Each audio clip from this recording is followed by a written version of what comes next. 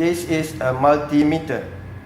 Multimeter can be used to measure DC voltage, AC voltage, DC milliampere, and also a value of a resistance.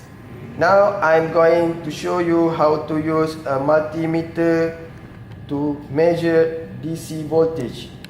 First, select a suitable range.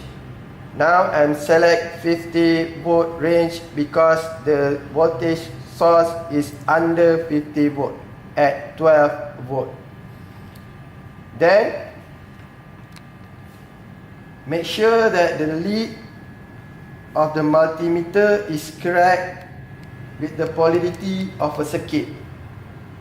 Now I'm gonna insert the probe to the circuit. Make sure that it's parallel with the load.